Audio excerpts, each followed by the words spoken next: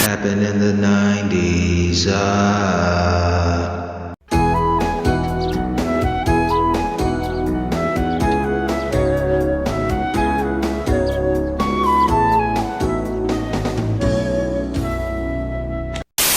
They're super small, super excellent, super tough, and super cool. Micro Machines. So many, so cool, so real, so small, so wow. So Micro Machines. And where do Micro Machines go for fun? Highways and byways. Micro Machines work hard at dumping dirt and working the crane at Ace Construction and cruising through the Highways and Byways toll plaza. Kick back at the off-road campsite. Highways and byways, cool places for Micro Machines. Yeah. Micro Machines, vehicle packs, and Highways and Byways playsets, each sold separately. You put them together. Dude, they did that Bob Ross documentary, bro, and it is fucking, it's heavy. It's heavy. It's sad, man, because like any kind of Bob Ross merchandise that you see in the stores, it doesn't go back to him or his family. It goes to his business consultants or his business partners, and they just did some shady dealings in his last days, man. It's this married couple, and they were artists themselves, and you know, they take credit for basically giving him his start into television. And throughout the course of Bob Ross's career, man, they just started being really greedy, and they started putting his name and moniker on these different paintbrushes and these different paints. And Bob was about quality. He's like, hey, man, you guys are cheapening the product.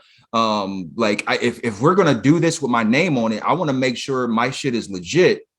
And they were just like, whatever. And they just kind of had a rift, man. And it was rumored that Bob Ross was having an affair with the wife of the married couple. But they still, to this day, both of them are alive. They deny that any of the affairs were happening, man. So I believe it's produced and directed by Bob Ross's son, who's actually just as good of an artist, man. And he's not getting a cent of that. But dude, yeah, if you're a fan of Bob Ross, dude, it's definitely worth the check out, man. And it's just sad because, like, how are you gonna do Bob Ross dirty, dude? That's like I mean, I thought when you said it was sad that he ended up being some kind of a prick, but that's not the case. He just got done real dirty financially. No, dude, like the Bob Ross you saw, like that was the real deal, man. He's actually a gentle dude. He really cared about teaching people art. He was, oh my God, man, it's definitely worth a check out. But they've been doing a good job with these documentaries, because there's that one, and then there's one on the Danbury Trashers. They say that this guy was the real life Tony Soprano, and he ran this garbage business up in Connecticut, Danbury, Connecticut. And, you know, he was tied to the mob, and he made so much money that he bought a minor league hockey team and gave it to his son. And his son was like the son off of Sopranos. He was just like this young, like punk dude. And, you know, but like the team was good because he was really into hockey, and he was kind of like a Theo Epstein, where he was looking into the stats and the numbers of everything. And he pieced these guys together, and like they were kicking ass, like literally and figuratively, man. They were really good winning games, and they were like their focus was like getting into fights. And yeah, they just put that one out, man. So damn, I never even heard of that shit. I definitely want. Where's that at? That's on Netflix, man. Okay. I never heard of it, but this happened in the early 2000s. It's about the Danbury Trashers, because the son, he was really big into wrestling. Like he seemed like he was the same age as us, and his dad just spoiled him.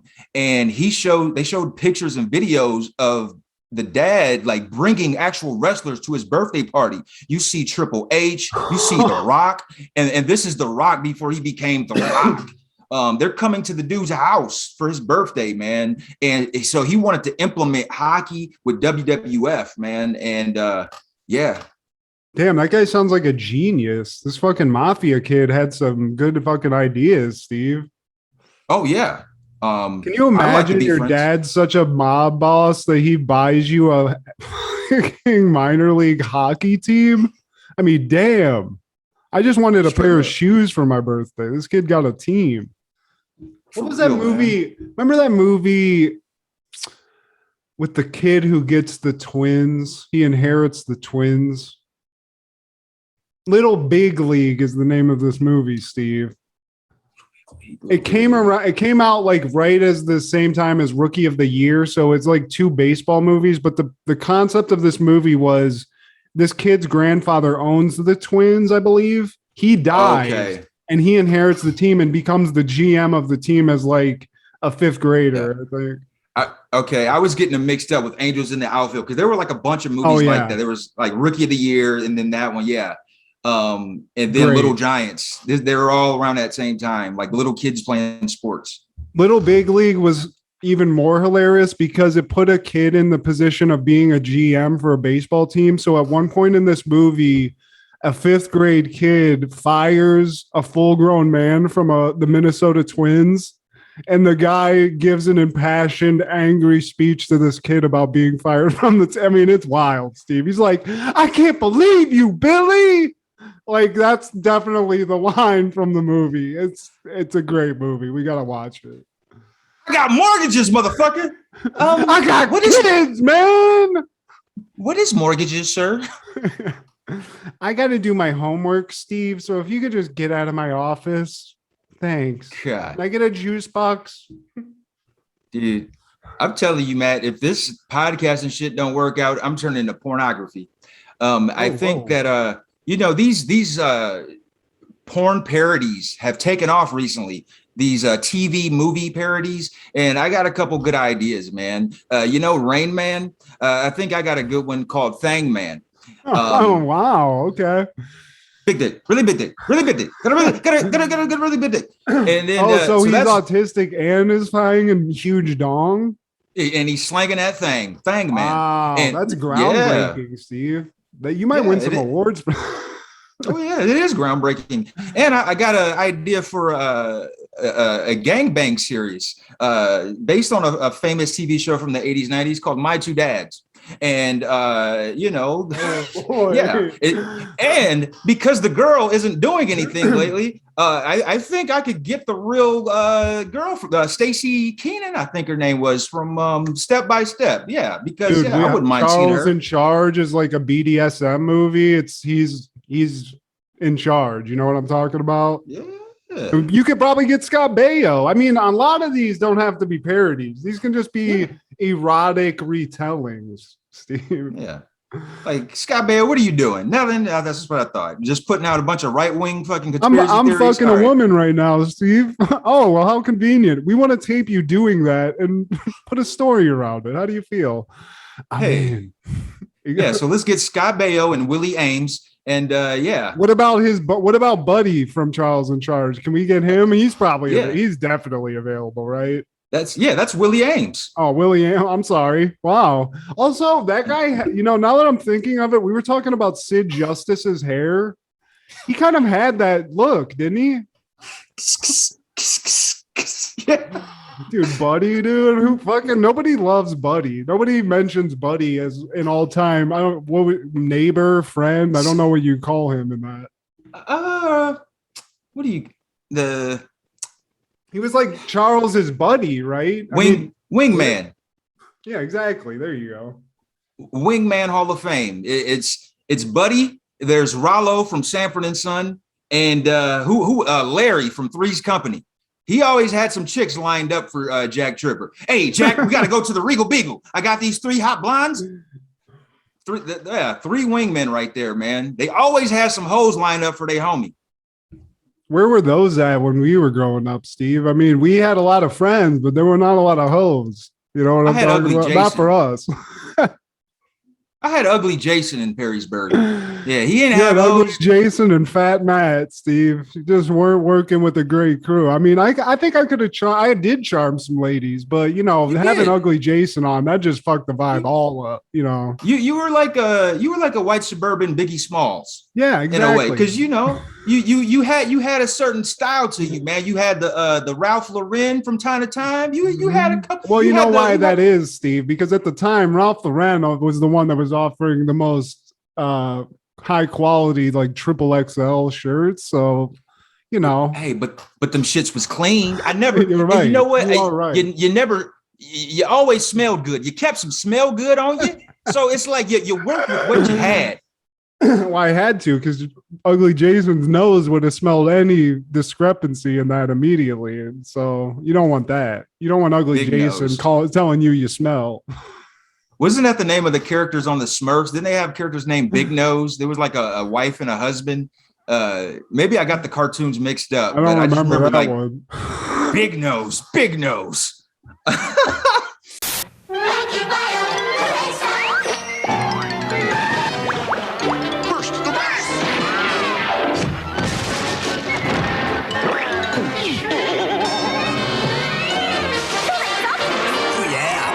It's new, the gnarly new flavor from Kool-Aid soft drinks. Big Flamingo. With its incredible new taste. And you really gotta go for Big Flamingo. Go, Big Flamingo, go. You really gotta go for Big Flamingo. Incredible.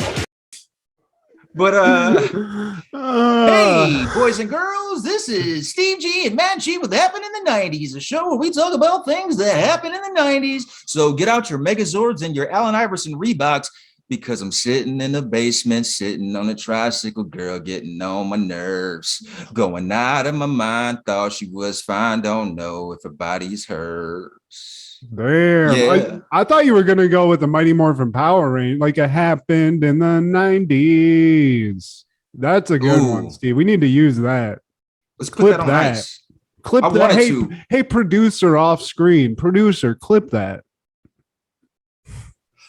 Because I like the ending of that song, because it's so much passion. You Mighty Morphin Power Ranger. I mean, who sang that song, Steve? Wasn't that the guy who owned the shit? Wasn't that Saban? Oh, was it that sang it? I don't know. I might have just I'm high, Steve. I might have made that one up. But. No, wait, dude. Saban was a businessman. He was about getting that shit into play. He was like the Al Davis of the shit. It's like, all right, I'm gonna put the pieces together, and then y'all do what y'all do from there. Okay, Ron Wasserman with the fucking tasty licks on that, Steve. So shout out to Ron Wasserman. You killed this. Yeah, man. And by the way, on the day we're shooting this, September 4th, this is actually the anniversary of Thai Trang's death. Trini. Oh, Trini, damn. The Yellow Ranger. Or Rest the Pink in Ranger. Peace, Trini. No, it is the Yellow Ranger. My bad. Yeah, it's the Yellow Ranger. Well, I didn't know that. I knew she was dead, and rest in peace. She was dope. Yeah, I was excited to watch Mighty Morphin Power Rangers, Steve. It's porn. We were talking about porno. It's like watching a porno with it's crazy. Watching it now, it's wild to see what I was so into back then. It's a great show, but it's crazy. I misspoke. Yesterday was the anniversary, September 3rd. Okay. Yeah, but yeah, man, I've been looking forward to doing Power Rangers, and today is our moment, man. I only watched the first season as a kid because we were in 5th grade when it came out, 93. And then come 6th grade, it was like, man, it was that age where it's like, should I still be kind of watching this shit? Or should I be watching like more adult things and like, looking for some Mighty Morphin Poontang? I think, when did Green Ranger come into the mix? I mean, I kept with this well past the first season, but I do remember that that line you had to cross where you were watching shit and you had to like inwardly question that, like, should I be doing this now? I don't want anybody to find out I'm watching this shit. Yeah. It was like here's a great example, Steve, and it's a little bit different. I listened to 311 a lot, but when I loved it. But when I got in school, I heard a lot of rumblings that people thought it was whack. They didn't like it. They made fun of it. So I hid my love of 311 for a long time until we got to college. Wow. Really. So that's messed up, man. 311 deserves the love. Coming like a nightmare. Nick Hexum is so rich he owns his own island, Steve. So they're clearly successful.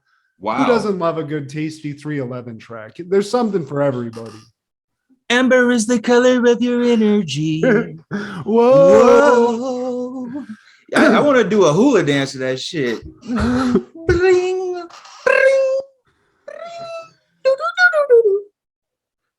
But in 1990, the U.S. Open men's tennis, 19-year-old Pete Sampras wins his first Grand Slam title, and he beats fellow American Andre Agassi. I was an Andre Agassi fan because he had cool hair and he had Nikes. He had some really cool Nikes back in the day. But Pete Sampras, look at that guy, Steve. Look at him. Yeah, man. Look at that mullet.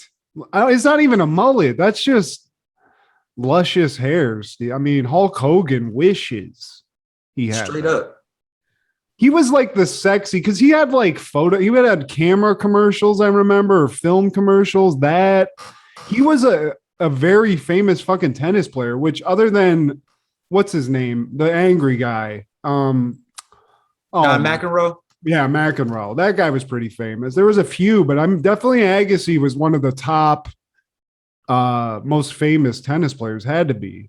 And then Pete Sampras comes in looking like a high school senior, just trying to graduate.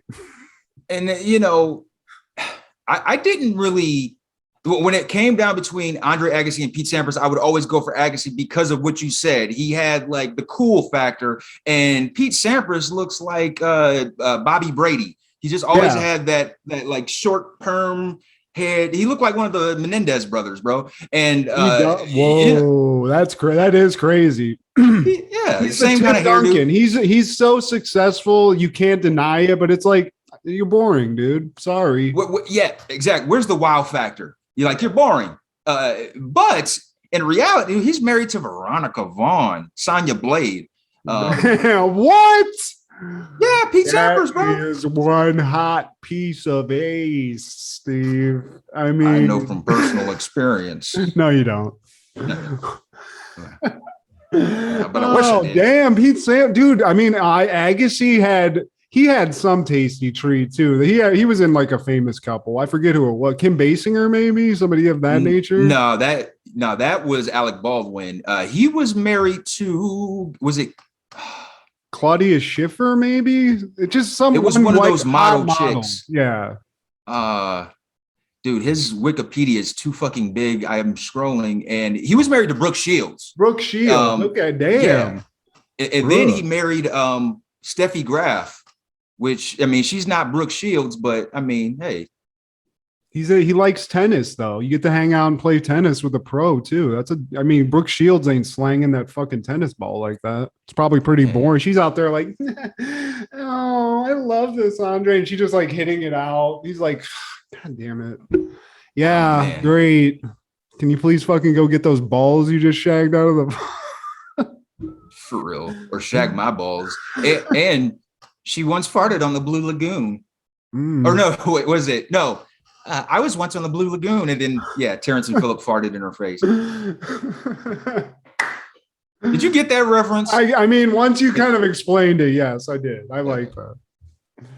All right, but in 1991, The Fresh Prince of Bel-Air, we're back in Bel-Air, baby. They're airing the episode "Did the Earth Move for You?" And this is an iconic episode to me. Why is that, Steve? You mentioned it as iconic. This is not one I remembered, but it is great.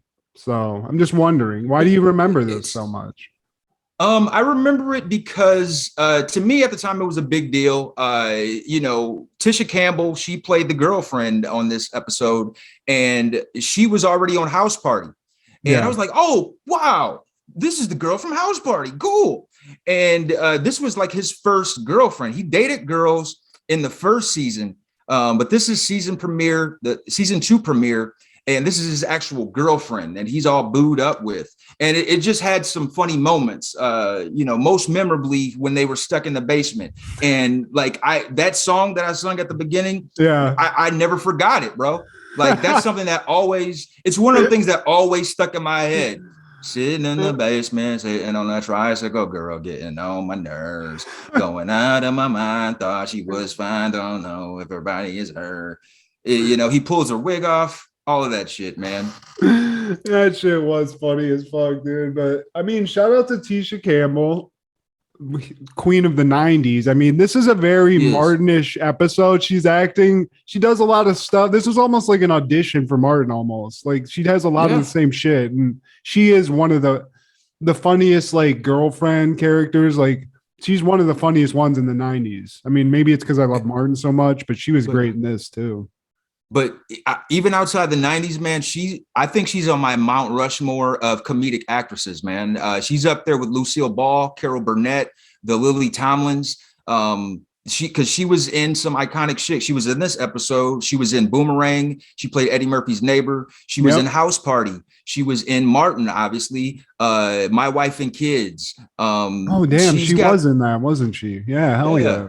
She's got the timing with Damon Wayans, man. So she's been around some great people, man. But in this episode, Phil and Vivian feel that Will and his new girlfriend are moving too fast. And in the opening scene, Will is on the phone with his mom, letting her know how everything's going in Bel-Air. And he's basically lying to her. Are you eating a balanced diet? Yes, mom, although he's eating a pizza. Are you cleaning up after yourself? Yes, mom, although he's leaving a mess behind for Jeffrey to clean up. Are you making things difficult for your aunt and uncle? No, ma'am, although we hear a car crash with Uncle Phil off camera yelling, Will!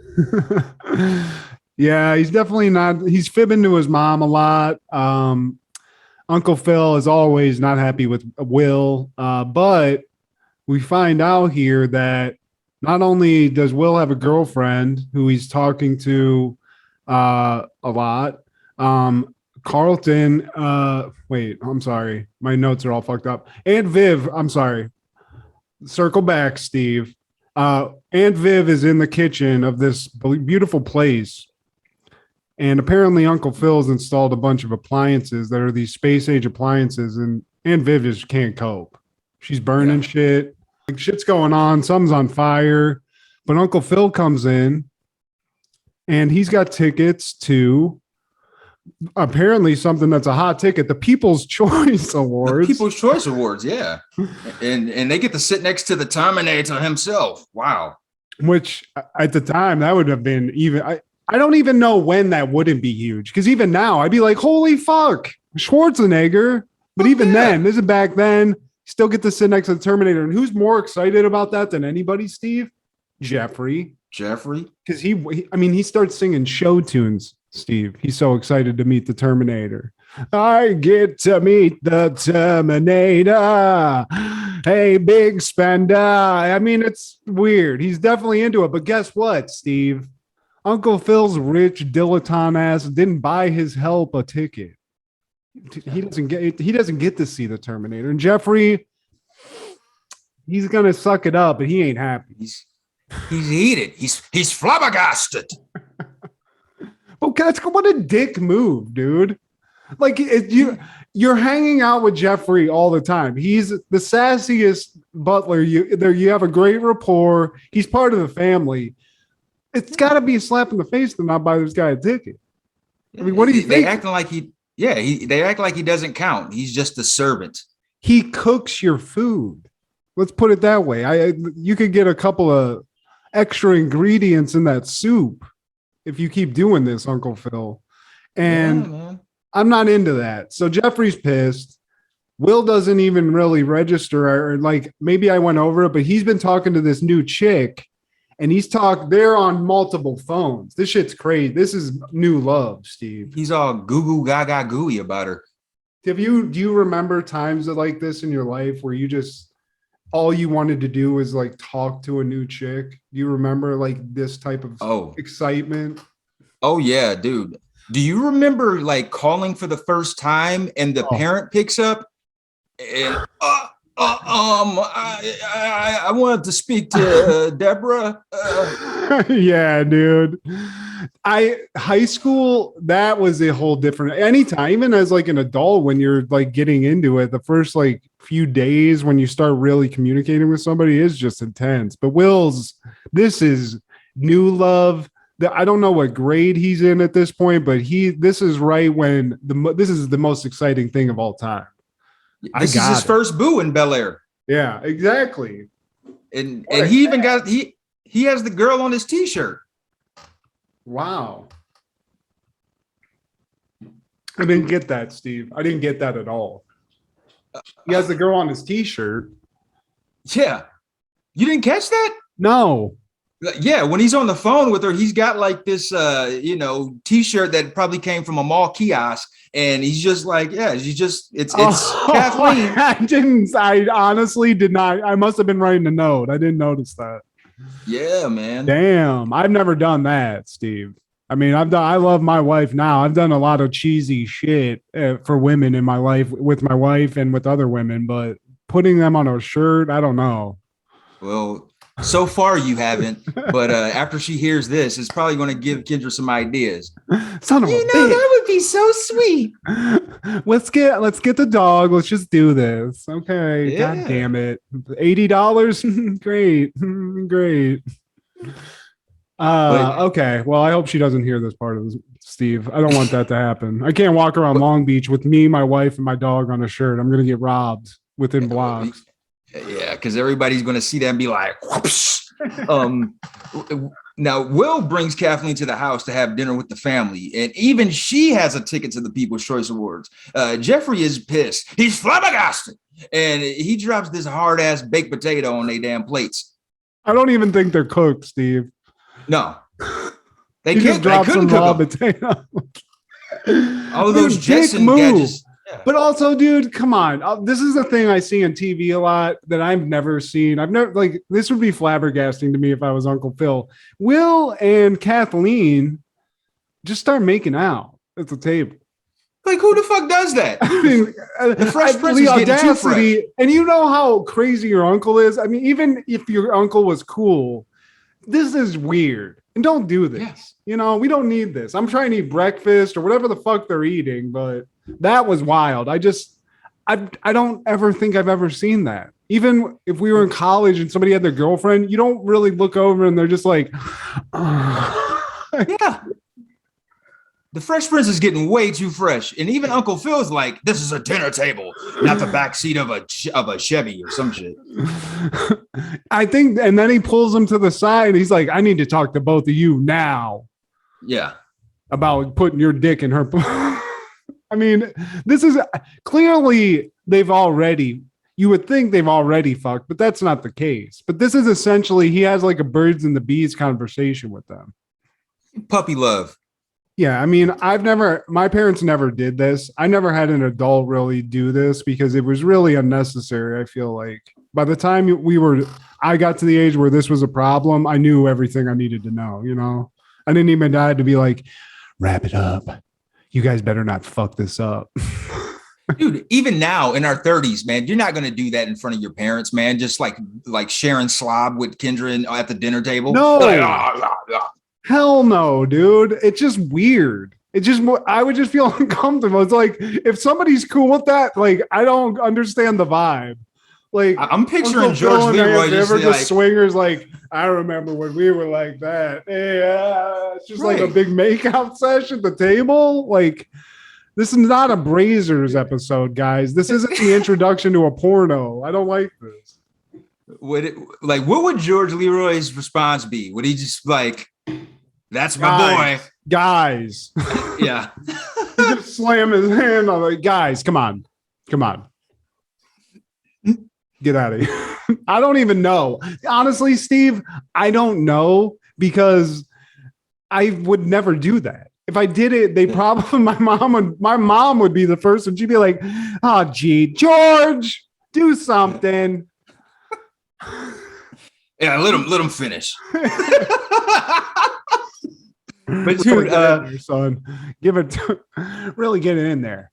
I don't know. But Uncle Phil is not happy. I think my dad would do the same thing, but I don't know why as a high schooler you would be doing this because you don't want them to know you're up to these shenanigans. You want to sneak away into that creepy room with all your shit in it and bang it out. But no, they're all out. Apparently Will is like thinking she's wifey material after like a week, which we've been there, Steve. You know, you've fallen in love with the wrong woman every once in a while. That's happened to me. We've all been there. I don't want to get into a downer convo, but Will is just like rose-colored glasses. This woman can do no wrong. She's perfect. Look at her, and she's beautiful. Look at her. Yeah, man. Keisha Campbell. I mean, who wouldn't want to date her? Hottie of the 90s, man. And we find out that Uncle Phil was actually able to finagle an extra ticket for Jeffrey. But Uncle Phil forgot the other tickets. He left them on his desk in his office downtown. So him and Aunt Viv have to leave to retrieve them in time for the show. Jeffrey's driving Hillary, Carlton, and Ashley, while Will and Kathleen are driving separately. But before they leave, Will wants to get his lucky baseball mitt from the basement so that Daryl Strawberry can sign it. Is Daryl Strawberry going to be there, or is he going to be in rehab? Daryl Strawberry is going to be yacked out of his brain there. You're not getting an autograph. He's going to do a line off the glove and just send you on his way. But here's my thing. These guys are living in Bel-Air, Steve. They're rich. Why are they traveling like they're going to a buffet and they have to we can't all fit in the car, so let's all get a limo, Uncle Phil. What's going on here? Yeah, it could fit the whole family. Uncle Phil, you're living in Bel-Air, live it up. But no, they all got to separate. So it's Uncle Phil and Aunt Viv going to the office. Carlton, what's her name? Hillary and Ashley. Yeah, and Jeffrey in the Volvo. And I guess I don't even know because Will and Kathleen, they're in the house still trying to get this glove for Daryl to get signed. But in the midst of all this, there's an earthquake, Steve. And that's another iconic moment, man. That's very memeable. I feel like I've seen that image floating around on these internet streets. And Will is shook because he's from Philly. They all have earthquakes in Pennsylvania. You know, he's like, man, I'm used to Philly steaks and, people shooting at each other. Yeah. Getting jumped People at not the ground, bitch. What's going on? It is scary, but Will he instant PTSD. He saw his life flash before his eyes, Steve. And he's shook, man. He's under the table, hugged up on his teddy bear. He may never see his mom again. He may never go to Zimbabwe. He may never dunk on Michael Jordan. Fun fact: not many people were able to do that. Will he may never see Rudy get married on the Cosbys. All of that. I mean, and Jeffrey and the kids are stuck on the highway in a blackout during an earthquake in Los Angeles. So everyone else is, they're safe and sound in a building of some kind. Jeffrey and them are out. Nobody seems to care about that. They're out in the wilds in a blackout in LA, Steve. I would be terrified. But Jeffrey, they're all having a great time. They're singing. Fucking Hillary's acting like a 5-year-old kid in the car, annoying everybody. I forget what was she singing? No, Ashley was singing the Flintstones theme song. Yeah, that's what it was. And then Jeffrey at this point wants to just slap everybody in the face. I think he rips the knob off a radio and throws it outside, but they're in real danger. Yeah. And then we cut back to the house, and here's the thing: what the fuck was this room in this mansion that just is like the creepy room you throw all the trash in? I don't get this. Yeah, like everything else in the house looks, state of the art, top notch, clean. Like Jeffrey totally neglected. This is Jeffrey's room. They're like, get in the fucking closet, Jeff. You fuck. Yeah. This is where Will keeps all of his shit. They were like, ugh. There might be bed bugs all over this poor people shit. Will, throw it in the garbage room. Whatever. Here's your toys. I think there's a teddy bear in there. There's a bunch of freezers. Who knows what the Uncle Phil's hiding evidence. He's got shit back there. And Will is still in pieces. He's, like you said, hiding under a table. And now the relationship with Kathleen, we're seeing maybe they're not really the perfect couple. It's the first test. Yeah. And it's a tough test. I mean, you get in a relationship with somebody, and then you get caught in this situation where you're trapped in a room after an earthquake. It's going to tear. It's going to pull some stuff a little thin. You're going to pull on some strings, Steve. It's kind of like the pandemic. I'm sure you've heard stories about, couples being tried like, I got to deal with this motherfucker in this house for 4 months, 5 months. I fucking hate him now. I can't imagine being in the situations where you hear I started dating some guy or some girl 2 weeks, and then we just decided to move in together because of the pandemic. I mean, what a nightmare. What a nightmare. I can't imagine that. I'm very lucky that I mean, we do get on each other's nerves. Obviously, we're real people, but That's happening. me and my wife did pretty good. But if I was shacked up with some of my exes, I mean, there might have been a murder. Me or them, who knows? You know, I'm not facts, but or you would have caught some kind of case. I mean, I feel like it just is one of those things where with that attitude where it's like, oh, we're in this apartment, but you can't go anywhere at certain points in Los Angeles or where, you know, at most places. I just can't imagine that. What a nightmare. Because I've been in some shot Melanie. you couldn't just hit her. Steve, Kendra is gone. Okay. She just left. Okay. So you couldn't just hit her, man. Yeah, she was just nagging me, line, dude. I always wondered some of those lines of Jackie Brown, like, did they improv a lot of that? How much of that is improv? Is that all on the page? You know, yeah. It's just wild. But sidetrack the fuck Sally, because we're back in this fucking basement. Will and Kathleen, they're about to start going to blows. But before we get to that, he says he's content as long as he gets to stare into Kathleen's beautiful green eyes. But wait, what happened to your beautiful green eyes? She put them in her little black purse. But he tells her that he loves her for what's inside. She loves him because he's so wonderful. They get to kissing, and as Will grabs Kathleen's head, he pulls off her wig and flips out. The fuck? What's real, Steve? What is real? But I mean, it's still Tisha Campbell. But I get it. You're a little scared at this point, but just it keeps happening. They start getting, he yells. She's becoming a little annoyed at him. He's becoming a little annoyed at her. And then at one point, I think she starts ripping her fucking nails off. So it's like, bitch, are you alive? Like, are you decaying? Like, what is this? Am I are you a man? Like, what's going on here? But this is when the relationship really starts to tumble into the negative, Steve. He says in the last 3 hours, we took out your eyeballs, your fingernails, your eyelids, and your hair. Now, what else off your body can I get at the mall? I mean, how she didn't just Hulk out and just leave. Like, at what point I would have been trying to kick the door open at a certain point, because this is a nightmare at this point. And she even ate all his breath mints. And she's like, if you mention those breath mints one more time, I'm going to scream. Breath mints, breath mints, breath mints, breath mints. But you got to start thinking of survival at this point, Steve. You don't know what's going on. What if that bitch ate all the fucking breath mints and that's all you got to survive? You got to think. You got to be clear thinking at this point. You might be in there for days. For the long haul, man.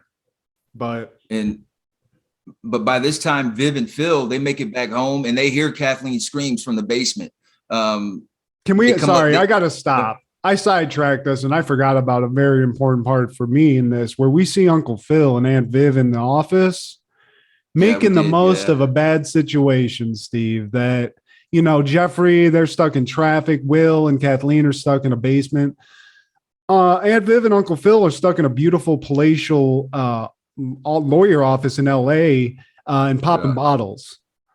And Uncle Phil's like throwing out full player status vibes, and him and Aunt Viv are about to fuck in that office, Steve. Yeah, freaky dicky. I mean, Uncle Phil just goes full romantic, you know, Don Juan de la fucking soul, and just gets that puss. And you got to do something. You can't just leave, you know. So I respected it. We just didn't cover it. So salute to Uncle Phil for, obviously this motherfucker had some straight top-notch game. It was amazing. Yeah, we gonna make this office shake even more, motherfucker. We're having more. There's somebody in like the office below them, like, oh my God, I think there's another aftershock. Man. Making him Uncle Phil laying some pipe like Ving Rhames and Baby Boy, dude. Just straight frog style, dude. Yeah, man. Steve. But like ultimately, Kathleen and Will, they decide to take things slow. Although we never see Kathleen again because by the following year, she'll be moved to Detroit and she'll fall in love with a guy named Martin. But I mean, smart choice, because, you know, But then again, they missed a genuine opportunity to just get it on in that room. Like, but Uncle Phil hadn't obviously given Will that knowledge yet. He hasn't imparted that level of game to Will. So I don't know. Missed opportunity for Will, but maybe it was a good thing because, Kathleen did look like she had some craziness to her. You might get hit. Yeah. You might get in a little verbal altercation and get hit by Kathleen. Yeah, man. At least the slap.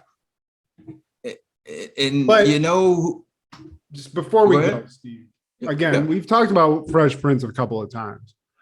And I mentioned Jeffrey and me questioning whether or not he was gay. And I say to you again that this is Exhibit Z in my case against Jeffrey, because not only is he super excited to meet Beefcake Arnold Schwarzenegger, which we all would be. That's not gay. But the fact you're gonna bust out into a show tune, I mean, he just busted it out. He just freestyled a show tune. And to me, that says fabulousness. That says RuPaul Drag Raceness. And I question again that. And again, there's no shade, but it was never acknowledged. And I'm just saying, maybe there's something there, Steve. Where there's smoke, there's fire. Okay. Look, man, it's Arnold Schwarzenegger. If I knew that I had a chance to meet Jim Carrey, I'd start bringing it's showtime. Oh yeah, Dumb and Dumber and the Mask and Ace Ventura. Hey, Dapper Dan. I see. That's what I was saying, though. I don't see that. To me, I think you would be like, dude, I get to meet fucking Jim Carrey, something of that nature. You would be like, let me tell you something. I get to meet the Mask. Like, I feel a little questioning my sexuality now that I was able to bust that out. So dude, I don't know. We're talking about icons. Shit, if I met Will Smith, I'd be, hey, get jiggy with it. Yeah. One of the fucking coolest in Hollywood forever. Yeah. Shit. You're talking about this is a big deal. And this was 1991. The Terminator was smoking hot.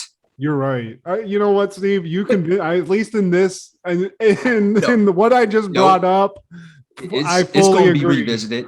You're convinced that the man likes men. So, hey. Well, Steve, can I, all I'm saying is, when in the 90s somebody had a butler, let's say a Jeffrey or even Mr. Belvedere, let's just say that they were never they were never a man's man. It was always seeming, they had a show tune in their back pocket. They were wearing like a kerchief of some kind. Like, all I'm saying is just something there. And I would like to keep revisiting it, and maybe we'll get some answers someday. I don't know. Do you probably think all Englishmen are gay?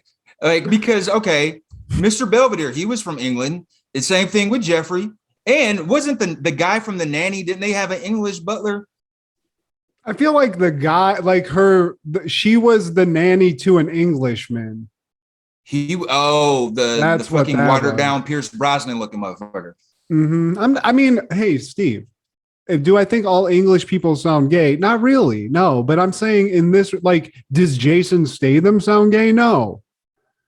Even Hugh Grant, no. Not really. He just sounds like a pussy. But Jeffrey, Mr. Belvedere, there was just something about it. There was just like an extra fabulousness to their aura that just led me to say maybe they're going to a different kind of nightclub than I'd go to. You know what I'm saying? Maybe there's something there. There's nothing wrong with it. Again, I'm not trying to get us in any trouble. I'm just saying, Jeff, let us know.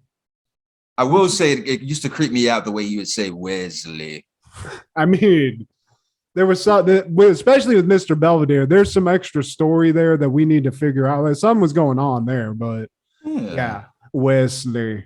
That was creepy, Steve. That just creeped me out with that interpretation of it. So yeah, he had too easy of an access to Wesley's room. I think he spent more time with Wesley than anybody else in the fucking family. You think Bob Euchre wants to hang out with Mr. Belvedere? Bob Euchre was out there like smoking stogies with the buds, having a beer. Maybe hanging out with Tommy Lasorda and fucking, Mike Schmidt and I don't know. Maybe even Daryl Strawberry at one point. Maybe they did a couple of lines. You know, he came to Cleveland. He definitely hung totally out. Did. He definitely did, didn't he? Just a bit outside. Yeah, that was him. Daryl. Oh, you talking about Daryl? No, he never came to Cleveland, but Bob Uecker. I thought that was a major... No, but wasn't he in Major League? He was Major League, yeah. Today, they're fighting crime in a future time. Right after the Turtles, there's Cyber Cops. Today on CBS Kid TV. On that same day, on September 9th, 1991, the Maury Povich Show debuts. Wow. And yeah, man, he's come a long way from, was it Inside Edition he used to be on? And then he does this. And now it's known as the Paternity Show. Yeah, I mean, they should just change it to that. Call it Maury's Paternity Show, because that's all it is. But I got to tell, you know, I've always wondered this because it happens. I don't even know. Do you call Maury Povich a journalist, Steve? Well, not anymore. That's how we started off. But he was at one point. Yeah. Okay. You know, so his wife is Connie Chung, and she's a journalist. So when do you buy? Because every journalist inevitably now, or at least in the past like 20 years, does this, where they go from being a journalist to somebody that does like this shit. Like he did this. Like Ricky Lake and people like that did shows that were like started off as like news and like they would interview and have hot topics, but it was kind of journal. Even Oprah did this, but then they started doing like weird shit. And like, when do you decide to do that? When you're just like, I just want to make some money, so I'm just gonna be like that guy who does Dateline, the child molester shit. I forget that guy's Chris Hansen. You know, well, I don't know if it's their decision as much as it is the producers and the television suits, because, you know, we need ratings, baby. Now, another example was Jerry Springer. And there's a show by Vice called Dark Side of the 90s where they talk about this and how Jerry Springer initially started. And, you know, he was doing those hot topics, you know, he would have like, you know, serious issues. And then slowly it would devolve into what we know Jerry Springer for now, man. And the same thing with Maury Povich, because we know that like trash TV, you know, I feel like the 90s was the birth of that. And they kept going, dude. Like he's fucking that one bitch got that guy killed, you know, and they Jenny Jones. Jenny Jones. Yeah. So that shit started happening. And it was so profitable. They were like, fuck it. What works? Jerry, you got these crazy fucking people. I mean, Jerry did what Maury did. He did all of that. And then Maury just like selectively, I guess the paternity thing just worked better for him and for whatever reason. But that was wild. There was a lot of the like her, Ricky Lake. They all just turned into this. But fucking Maury, dude, back to him. Love a good Maury, dude, even to this day. You can watch old ones, new ones. And when it got to the point where he would interview people and they like in the crowd and they started to get to shit on the garbage on stage, that's what I love. When like an older woman's like, you tell that piece of shit, he ought to hit the road, Jack. And then it's just like, yeah, I just love it. I can't get enough of it. I love the 90s ones because they're like it's so stuck in that time. I mean, like the references, like they would say, like, "Oh, you think you all that? Well, you not. Whoop, there it is." And then they Cabbage Patch or some shit. Like, oh man, I miss the 90s. Just like some hick trash with like 1 2. It's like, I told you until Kim, motherfucker. I told you, motherfucker. And you just can't hear shit. It's just Maury like. It's craziness, dude. And he's still going, right? Yeah, dude. 1991, like 30 years, 30 fucking years, How much bro. money does Maury Povich have? You know, he's got to be rich as fuck. Let's look that up, bro. Steve. Let's give credit where credit's due here. I'm just gonna look this up. How much money does Maury Povich have?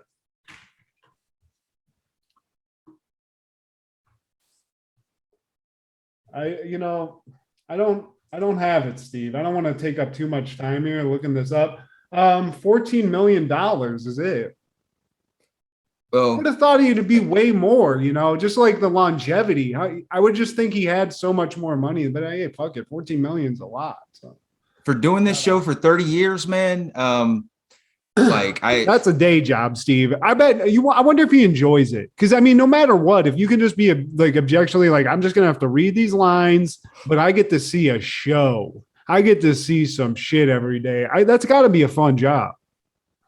Yeah, if you got the heart for it. I could see it also being a traumatic job. I bet he just fucking gets ripped. He just rips heaters before the show and is just going in there like, this is the craziest shit I've ever seen every day. I love that.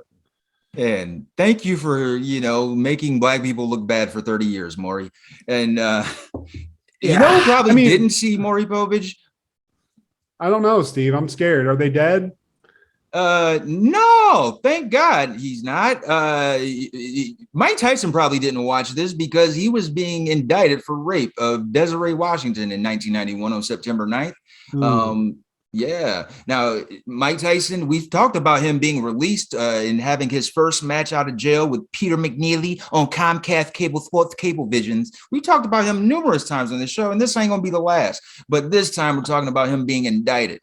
He was arrested actually in July 1991 for the rape of 18-year-old Desiree Washington, Miss Black, Rhode Island, in an Indianapolis hotel room. Tyson's rape trial took place in Marion County Superior Court from January 26 to February 10th of 92. And the lady that you see googly-eyed and just staring at him hard is Desiree Washington. And still to this day, I've seen his monologue and he still claims his innocence. And I believe the man, not just because I'm a fan, but, he said that it was consensual. And you see this should be used as proof. Like, look at how she's just gaga gooey. All the other women are like looking off camera and just, tending to themselves. Her eyes are directed solely on Mike. Like, yeah, I was thinking that before you even said anything. I was like, damn, that one chick is just fucking staring daggers at his ass. That's hilarious. Dude. Well, I don't know. I didn't remember the specifics of this, but I've heard that monologue and it's hard not to believe what he's talking about when he lays it all out there and talks about just like his life at that time and how many people were trying to manipulate him and do stuff to get money out of him.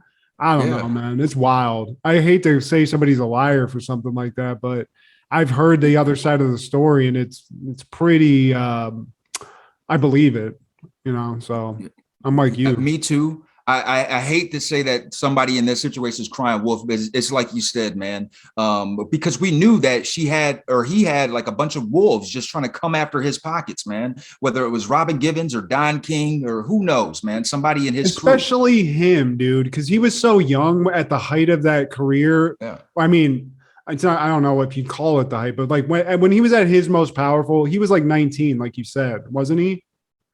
20-ish. But he won the title at 18. Yeah, exactly. He was a young kid. So it's like, just like these NFL stars who go broke because people are all trying to get in their pockets. It must be wild to see that happen, and he just wasn't somebody who came out with any education. So he had that handicap too, where he didn't really have any education on how to deal with that or any education period. It was just a bunch of people trying to prey on his ass because he was, I can't even imagine how much money he was getting going from zero to whatever he made after he won those championships and was Iron Mike Tyson. Jesus. He had pet tigers, Matt. Like, how much money, do you need to have pet tigers roaming around in your crib? And that's in that's in the 90s too. Fuck money and how inflation and shit. He was in a mansion with tigers and lions running around the front yard. Shout out to Charlie Murphy for telling the greatest version of that story and funniest version of that of all time. It's so great. Dude, I wish Chappelle would have continued so we would have got to a true Hollywood story about Mike Tyson. That would have been comedic gold. That might have been better. Dude, he told it on Joe Rogan, early Joe Rogan, and it was, what you wanted, dude. It was so fucking funny. That guy, rest in peace to Charlie Murphy, another legend of the 90s and 2000s. But it was just hilarious to hear. And obviously, dude, it's just crazy to think being 19 and being that rich, I'd be dead. You know, it's like a credit to him that he's not. Like, I thinking how dumb I was when we were like in college. Jesus, if you gave me a shit ton of money, I'd be dead. And people are calling you the baddest man in the planet. Dude, I remember the toughest guy in Perrysburg. Like, that motherfucker had like an ego. And like if he thought he could beat everybody's ass and he knew he could beat everybody's ass in the high school, it was like, shit, what are you going to tell him? So yeah, exactly. Like a guy who everyone thinks is the like toughest guy in the world, like the fuck. And I'm young. Shit. Plus also it's like, as far as like, you know, women trying to like get into his life and stuff, this is a young dude who, when you're 19, all you want to do is fuck. And he can fuck anybody, you know? So that's the other thing. It's like, I can't put myself in a place like that to just understand, like, you got to worry about everybody when you have that's happening to you, how much like you have to like question everybody's intentions that you meet. It's like, I don't meet anybody. I'm like, oh, they're just trying to get money out of me. Like, it's never crossed my mind. And if they are, I mean, what a dumb person. Do your research, because I don't got any. So you ain't gonna get a lot. But in PlayStation 4, that's about it. No, don't give away the PlayStation, Matt. Fuck that. I will fly to Los Angeles and choke a motherfucker. They try to take your Sony. I know how valuable the Sony is in the household. Shit. It's more than a system, Steve. It's my cable too. I need it. Don't take it, please. But on September 9th, 1992, the 9th MTV Video Music Awards are held, and it's hosted by Dana Carvey. I don't remember anything about this. Is the Fart Man one, right? This is the Fart Man. This is it, Steve. I mean, how crazy. Howard Stern is just he's just a beast, dude. We don't talk about him enough, man, on this show. But in this, man, he actually presented, and what makes it even funnier, he was the presenter with Luke Perry, of all people, to present the best metal hard rock video. And I mean, Luke Perry is Luke Perry. He's cool. He's got the sideburns. He's got the Johnny Bravo shit. And he's standing next to Howard Stern, fucking like this. And his ass is out. His ass is fully out and cut out. His real ass, yeah. And it's nasty. It's looking like a bag of fucking like water, basically. It's just nasty old man ass.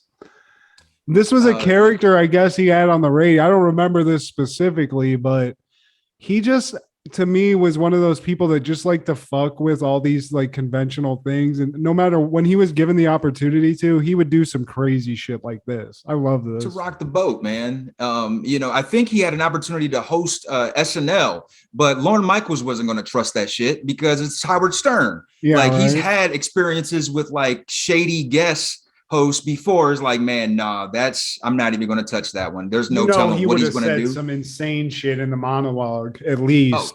Oh my God.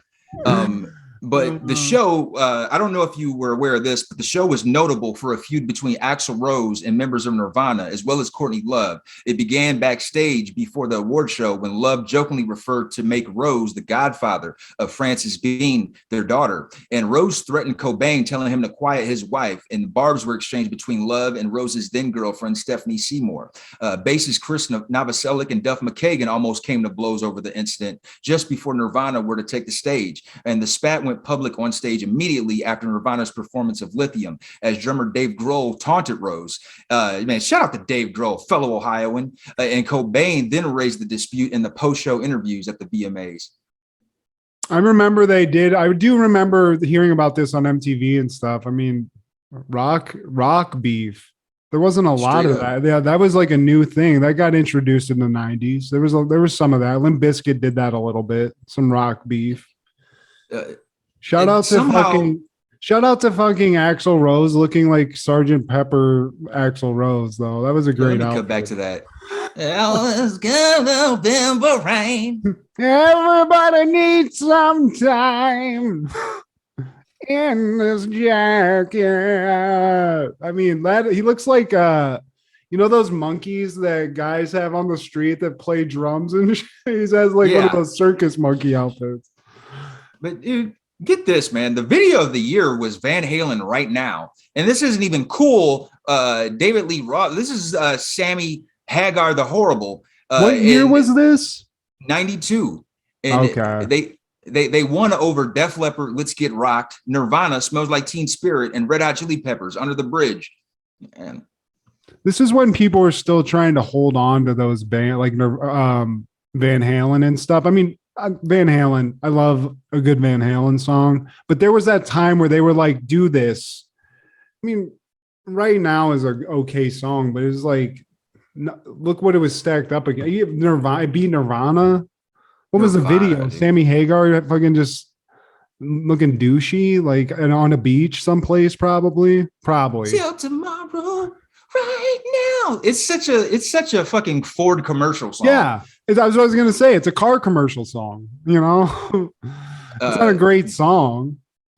Best male video went to Eric Clapton for Tears in Heaven. Best female video, Annie Lennox for Why. Best group video, U2, Even Better Than the Real Thing. Best new artist in a video, Nirvana, Smells Like Teen Spirit. So they did win for that.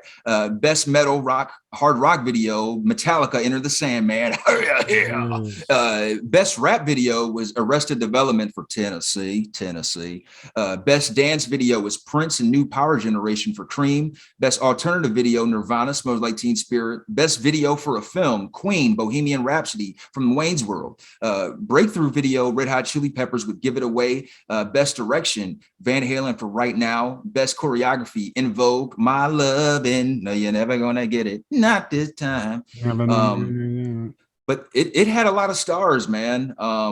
November Rain. Crazy to hear all those. Those are all legendary bands and names in early 90s. Damn. Eddie Murphy was there. Dana Carvey, obviously. Shannon Doherty, David Spade, Andrew Dice Clay, the Dice Man. Ringo Starr was there. Ice-T. He presented with Metallica for Best Rap Video. Dennis Leary, Halle Berry, Jean-Claude Van Damme, Marky Mark, Vanessa Williams, Roger Taylor, Brian May, Luke Perry, Howard Stern, Cindy Crawford, Chris Cross, Magic Johnson, Boyz II Men, Wilson Phillips, and Mick Jagger. So yeah, man, star-studded event. This is like the end of the Avengers when all those portals open up. This is like the 90s version of that. Everybody was there. Thank God nothing bad happened here because we would have lost everybody. Every 90s select. Macaulay Culkin would have been dead. Everybody's gone, Steve. You know Macaulay was there. You know who probably didn't watch this 9th MTV Video Music Award, Matt? Who, Steve? Probably Robin Yount, because he was busy reaching 3,000 hits. He was the 17th person to do that in major leagues, and also the third youngest. He's a Hall of Famer for the Milwaukee Brewers. And yeah, man, his birthday is actually a day before mine, September 16th. But yeah, he wasn't born before me, but he was born in 1955. How old are you, Steve? God damn. I'd have way more grays and probably actually no hair. But shout out to Robin Yount. No more tears. Mommy's here. Newborn baby alive. Cries when she needs you. Newborn baby alive. Drink your juice. It's good for you. Baby tears fall from her eyes. Her diaper's wet. No wonder you cried. Now you smell baby soft too. Newborn baby alive. Cries when she needs you. Mommy's here. Newborn baby alive drinks, sweats, and cries real tears, each sold separately. New from Kenner. In 1993, the Mighty Morphin Power Rangers are airing the episode A Pressing Engagement. At the juice bar, Jason is trying to break Bulk's bench pressing record, but is unable to. Doubting his ability, Kimberly and Zach try to comfort him, but have mixed success. Rita decides to isolate Jason from the others by sending King Sphinx to Earth. With his mighty wings, the monster blows Kimberly and Zach away, leaving Jason alone. After teleporting himself and Jason to a desert, Sphinx is joined by Goldar. After regrouping with Billy and Trini, the teens arrive at the command center and witness firsthand Jason's struggle with the grown Goldar and Sphinx. Again, Steve, we've been waiting to talk about Power Rangers. This is one of the shows I remember. I felt, because I watched both of these shows this morning, and it was very much Saturday morning cartoon feels. I loved it. So yeah. This one, you explained the episode, and like you said, we open up in Ernie's juice bar, and Jason's trying to do this bench press record. I'd like to say one thing in terms of this bench press record. Jason's putting up this weight 1,000 times already when we show him initially. 1,000 times, Steve. I mean, I'm wondering what supplementation Jason's on, because the fact that Bulk could do this already, I'm like, I get it. He's big, but I don't know. 1,000 times for anyone that doesn't know, I don't think this is possible. Dude, Bulk isn't lifting shit 1,000 times. He couldn't even lift that cake at the end 1,000 times. Like he Look would at what kind of draws he's wearing. You think that man can bench press anything? How the fuck did you get that picture, Steve? Google. Yeah, so Jason's trying to beat this record that somehow Bulk, maybe he did some meth or something and put it up 1,000 times, but Jason's trying to beat it. Ernie, the juice bar owner, who I have questions about, he's always hanging out with these kids. He's creepy. He's eating a fucking cold cut sub like right next to Jason while he's doing this competition, which, dude, what the fuck? Fucking picnic table spread as a fucking bib. Fucking Dennis Nedry, the goddamn fucking guy from Jurassic Park, eating a sandwich while you're trying to lift weights. I mean, it's distracting. Jason's getting hit by spittle and fucking bologna slices in the face. And meanwhile, Kimberly's blowing bubbles. And I'm not talking about Michael Jackson's monkey. She's bubblegum, people. And they're fucking up Jason's vibe. He's trying to put this weight up. But by the time you get to like 1,000 reps, I mean, his arms are burning. He can't concentrate it. He loses his concentration multiple times. So he does this like 3 times and he can't beat Bulk's record. So Jason's in his feels, man. He's looking over at Bulk and it's like, look at me and look at that fat piece of shit and Ernie. I should be able to do this, but I just can't. I can't get it together, guys. Something's off. And he doesn't want to be a quitter.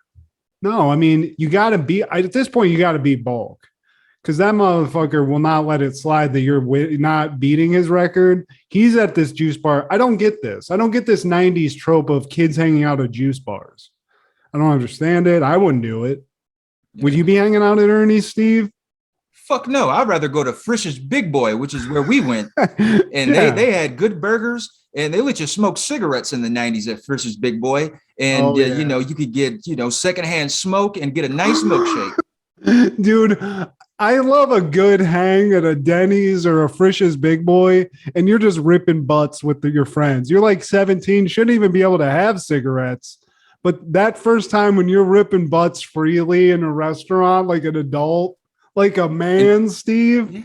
We're grown now. Yeah. Like, dude, shout out to smoking cigarettes when you're 17, Steve. It was a good time. Say what you will, but I enjoyed it. I'm not smoking anymore. So you were a P-Funk magnet. You were. Don't tarnish the brand, Steve. Parliament Lights, just a delicious treat, Steve. I was hoping you would fucking say that.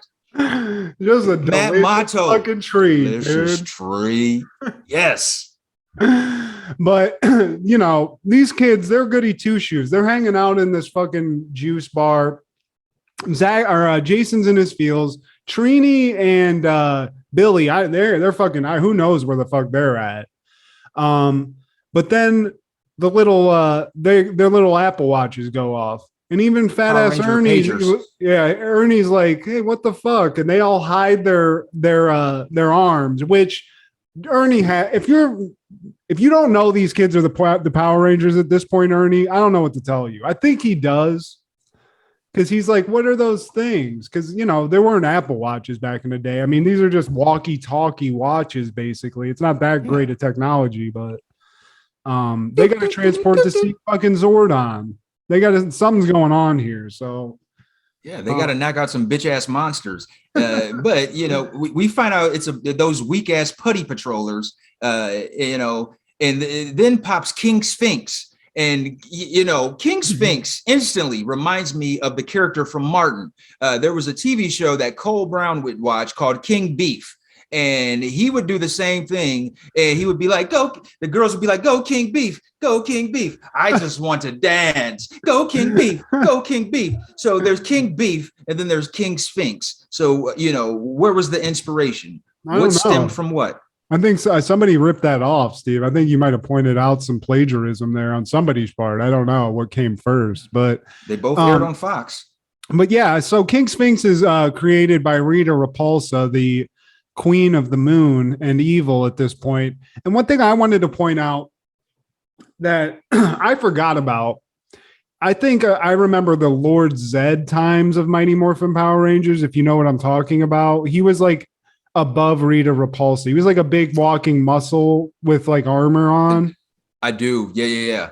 But at this point, he's not there. It's just Rita and these three doofy characters. It's like a space monkey thing that it's like the thing from Wizard of Oz, the monkeys that the Wicked Witch has. It's like that, but blue. The winged monkeys. Yeah. And they're all like, "Oh, Rita." It's all like, what's going on up there? Are you guys fucking? Like, what is happening up there? But Rita's got her little clay making machine where she makes putties. She creates the Sphinx. She sends him down because she smells weakness, Steve. Something's going on here. They gotta get him separated and hit while the iron's hot because he's the guy. You could fuck up all the other power. Maybe Zach would put up a fight and like dance kick you and shit. But Jason's the muscle. He's the one that's going to win the fight. And they have the opportunity to separate him with this statue that came to life from Las Vegas. King Sphinx. Which his power is to flap his wings.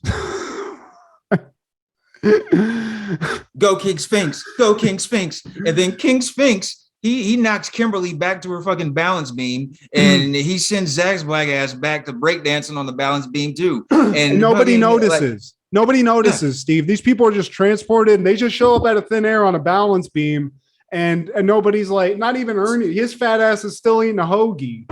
Like, Jesus. This fucking sandwich is good. But yeah, so now Jason's on his own, and he's actually handling himself. Like I said, this motherfucker's got this badass sword. He starts fucking up Sphinx, but then fucking Rita sends in Goldar, who to me, of all the monsters they have, I thought Goldar actually looked cool. Yeah. He does have this weird codpiece thing that I don't agree with. It's just a weird character design, but he comes in and they start double teaming Jason, and it's a handicap match now. Yeah, and 2 against 1. It's not looking good, Steve. All this Jason's clearly a little bit weak from lifting all those weights. I mean, he's put up at least 4,000 reps on the bench. So I don't know if he gets regenerated with the morphing, but he's having some tough times. He's getting his ass beat, and he's separated from the squad. And I don't know I think they can't get to him. I don't remember why they can't just instantly be teleported back, but for some reason they can. Yeah, and we all know you ain't shit without your homeboys. So like now that Kimberly and Zach are teleported back, they link up with Billy and Trini to let them know that Jason's in trouble. And then they teleport to the command center for further instruction for Zordon, who I'm just now realizing looks like a bald Mr. Belding. And he gives them these power crystals that look like fucking freeze pops, and so that they can hop in and help the homie. And now Jason, he receives the power crystals so that he can bring his friends into the action. And now it's time for some dinosaur fucking power. But here's my thing, Steve. Why are you withholding these things? You have the Power Rangers. You're Zordon. Why do you have to? Did the freeze pops have to freeze before you gave them to them? Because why is it suddenly now you're showing them these crystals they need? You know, ice cream truck just now coming around, Zordon. I didn't have the plug. I didn't have the fridge plugged in, Rangers. I'm sorry. Here are your freeze pops. But they get that, and now they can magically teleport. And one sidetrack Sally thing that I have to point out, just because it was so fucking hilarious. Zach and Kimberly go to this weird lab that Trini and Billy, I think it's a lab. I don't know what it is. It's a room with a bunch of lights and computer screens. And they tell Trini and Billy what's going on because they have no idea. They're like, Jason's in trouble. And this is how shitty the acting is. He's just like, Rita has him. Oh no. Oh no. Oh no. It was porn level act. It was so fucking funny, Steve. I put the blunt down and had to write a note about it. It was so ridiculous. We must help him. He's in trouble. I'm so broken up about it. I mean, I'm about to tear up. Oh my God. You know, I mean, you really describe Power Rangers in general, like at least this first season, like the acting is like those videos you watch in orientation, your first day at work. It's like, oh, how not to sexually harass someone. Hey, Sally, that dress is a little too long, if you know what I'm saying. Ha ha, ha ha, ha ha. I don't feel comfortable now at work. But see, Steve has now committed an offense and has committed sexual harassment. What are the things Steve could have done to avoid this? I hate those fucking videos. As somebody who's had to work temp jobs, you have to watch those a lot.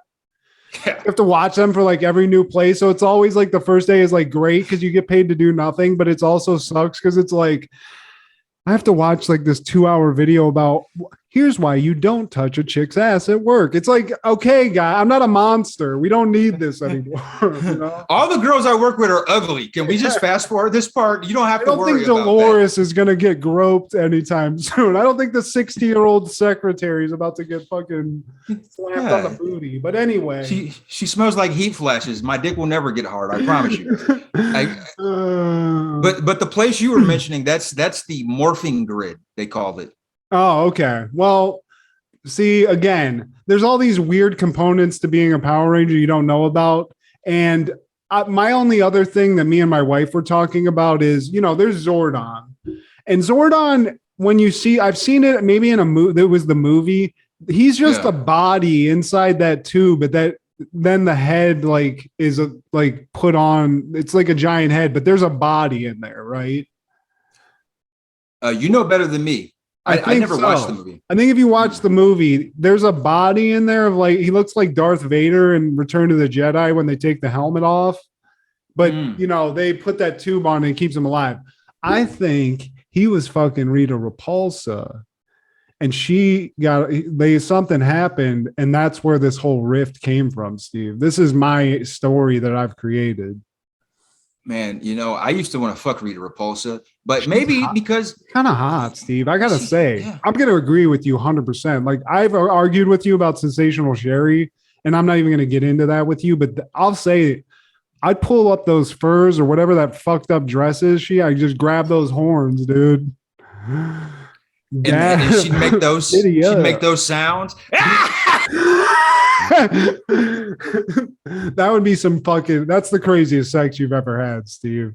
You know, I wish that for both of us. It's how do we figure this out? Is Rita Repulsa alive? Is there a Rita? Oh no. Ernie, I feel like Ernie's not either, Steve. So he choked on a cold cut soon after the taping of this video. So they activated the Mega Power Sword and they knocked King Sphinx dick in the dust. But Goldar, he punks out, and I know you're a fan of Goldar, but he does one of those till we meet again Power Rangers, and he's like, okay, yeah, I lost my partner, so like, boom, I'm gone. I have a couple questions I'm going to raise about this now too, because they get these Zords, right? Finally, they all get in, they get the Zords, like you said, and there's separate Zords like Voltron, and then they combine. Yeah. And there's like this tank function where it's like a rolling tank with a bunch of guns. And that never works. And then they turn into a giant like humanoid robot that we all know and love. And they can fight, but that never works. So they have to get this God sword, like this Thor sword from heaven. Like, I don't understand where that's coming from. It's coming from somewhere. They have to get that. They have to Thor power it up with some lightning and like Akira the villains and kill them. So they why don't they just do that first is my first question to you. Why not just avoid all the hullabaloo, all the Voltron shit? Just come showing up with the glowing sword and slice these guys up. You know, I don't get that. Maybe it's just for good TV, Steve. Let's say for good TV. You know, they got to fill out those 28 minutes or whatever. But my other question on the functionality, once it's the robot, like the man robot, you see inside the head or wherever all the Rangers are at. and they all have a joystick. How are they controlling what is the functionality of the joysticks? Are they all controlling like the head and an arm and a leg? Because if that's the case, they're not moving enough. There's not enough like movement inside of that, like when you see them. So I'm wondering, what are those joysticks for? Is that a drink dispenser? Like, are they just in there for the ride? You know, I'm questioning that. Yeah, man, they're watching Netflix. And because but this is the first season. Maybe like they haven't figured out the functionality of their purpose. Like, hey, no, man, you're supposed to control the butt. You're supposed to control this left arm. You control the leg. I love 90s, like even like you look at old Star Wars movies, when they show technology, it's just like panels with like blinking lights where it makes no sense as to what it is. Maybe a knob's there, but I love that because you and I could make that. If we had 8 hours and some cardboard and some like LED lights, we could probably make a serviceable like inside of a Zord setup, you know, because that had to cost them like $20. Whatever the lights cost. It's very low budge, you know. Very true value. But true value fucking aces the place, dude. Get in the zone, auto zone. But they save the day and they get back to the juice bar, and Jason finally breaks the bench press record. Ernie rewards Jason with a cake that says "Happy Birthday, Mom." This guy's got a cake. Where did you get the cake, Ernie? Why do you just have all this food you're the only fat person at this juice bar, motherfucker? Why do you own it? Yeah, Ernie. Yeah.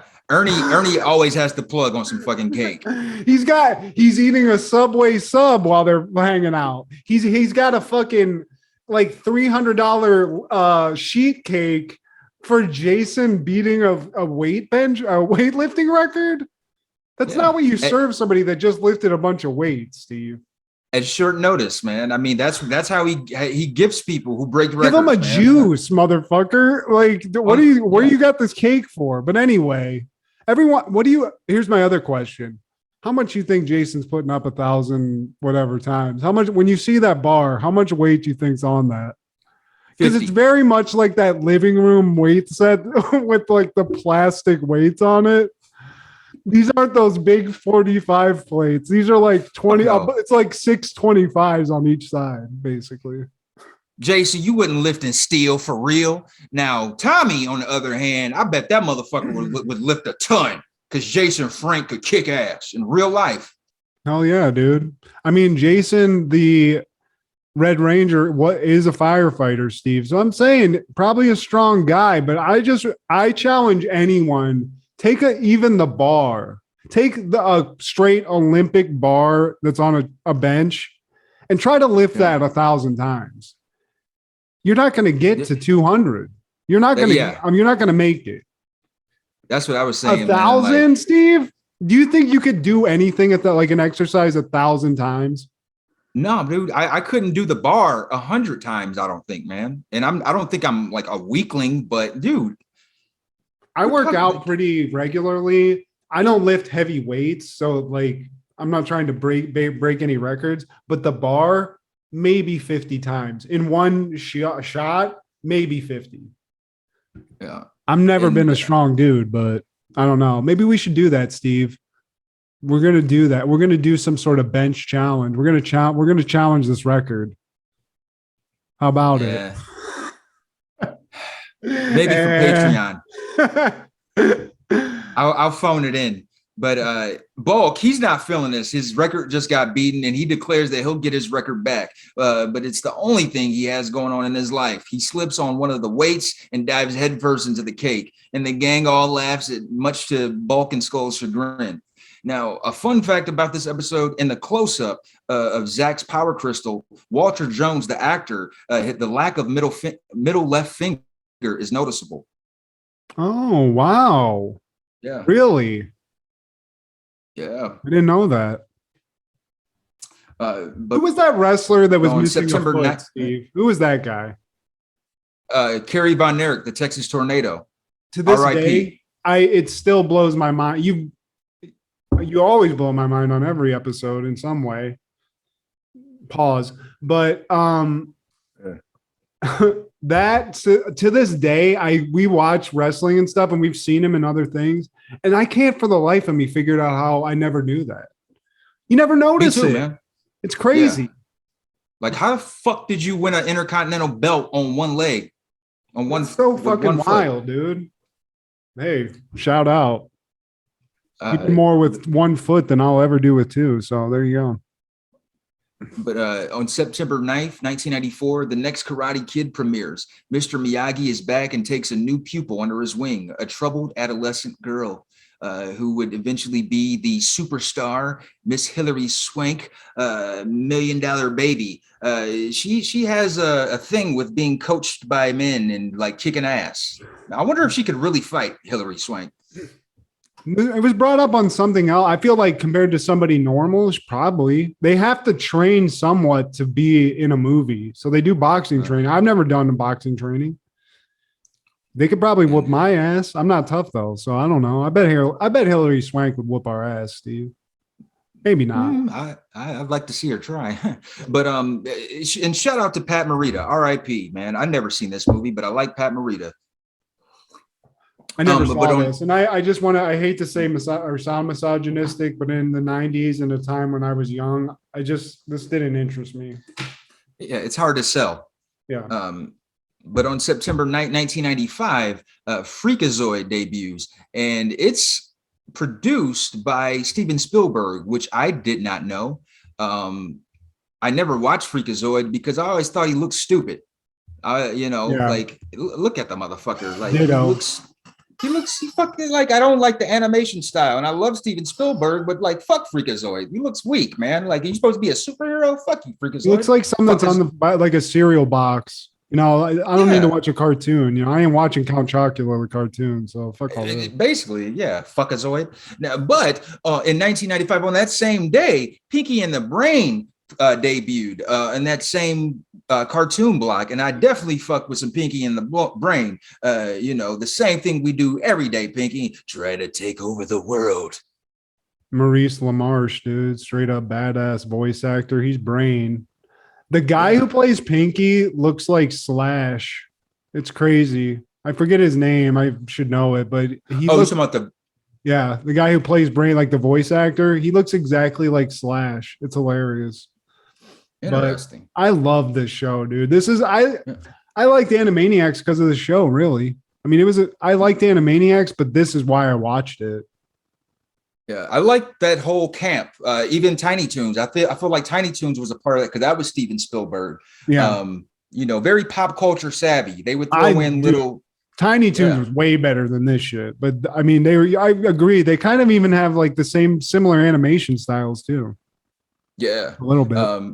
And maybe it's because of the Warner Brothers tie-in, the fact that they had access to these certain characters, they can like just pull them out at any moment, But on that same day, the show Hang Time premiered on television, and I remember watching this. It was on NBC, and it starred a Reggie Theus as the coach and a young Anthony Anderson. And looking back on it, how am I supposed to believe that Anthony Anderson was playing for a varsity team somewhere in California? California has produced a lot of great basketball players, and state-wise, it's probably one of the best as far as producing basketball players. And look at Anthony Anderson; he's chubby.